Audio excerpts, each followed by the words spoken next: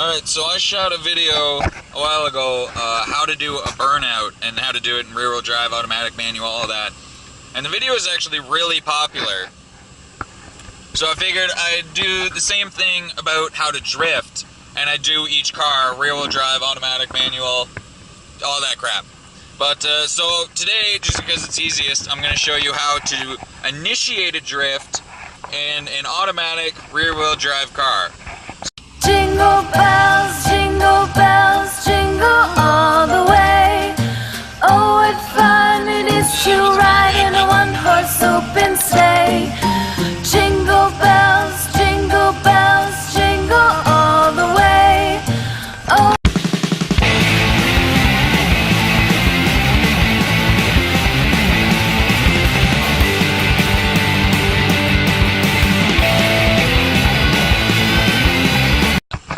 The easiest and most common way to initiate a drift, you're driving in a straight line and you rip the e-brake and crank turn, and that gets the ass out. A lot of people don't realize though that once you've ripped the e-brake and caused a slide, put the e-brake back in. Like, just shut it right away. You only use it to immediately initiate. Once the e-brake's in, you turn the wheel out, away from the turn you're going, and use throttle. And it's the same process.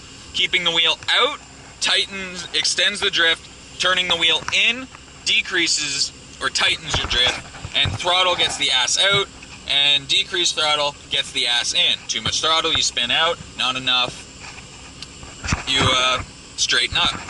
And then the final way, and this is for if you have a front wheel drive as well, is the Scandinavian flick, where you turn the car one way and then crank turn it the other way. So you want to drift to the left, you'll jerk the car to the right and then fucking crank it to the left, and that will cause a sudden loss of traction.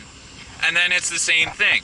A little more throttle gets the ass out, less throttle gets the ass in, and steering out extends the drift, turning in decreases the drift. To be honest, it's really simple.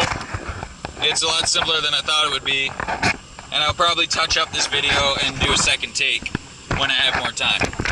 So first, the first I'm going to recommend is initiating through a donut. So get a nice wide open space like a parking lot, have your foot on the brake, put it in the lowest gear, and then one hand, well actually, depends how you drive. I drive with one hand. Put your hands on the wheel, and then let off the brake, and then hard throttle. So hard throttle, and tighten the wheel around, and then as the car starts to spin, before you've hit 180 degrees, start turning the wheel the other way, but not so much that you've got the wheels facing out. And then as you start to go in to the 360, then you're going to have as you've completed the very sorry. As you start to enter the 270, you're going to start to turn the wheel out, so that you're turning this way, but the wheels are that way, and you're going to give it more gas, and then you start to get a bit wider. And then by tightening the wheel like that, you tighten your circle, and by turning that way, you extend your circle. And this is all that is.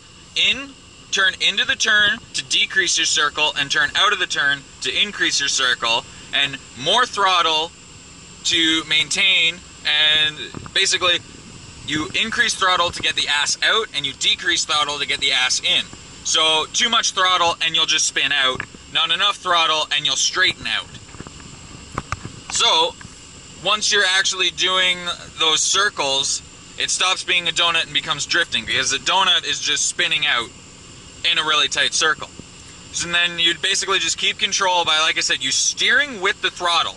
You're actually steering with the throttle. More throttle keeps the ass out, less throttle keeps the ass in. Too much you spin out, too little you straighten out. And really you're just doing this to loosen and tighten the circle. If your circle's too tight, you're going to spin out, and if your circle's too wide, you're going to straighten out.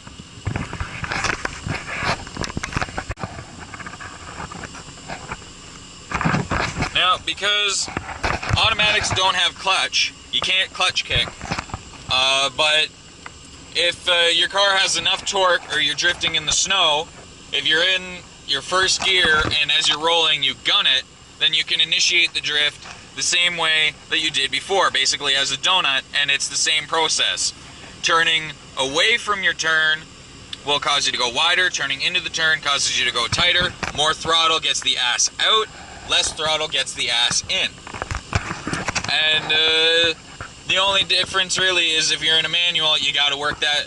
Yeah, blah blah blah. All right, and then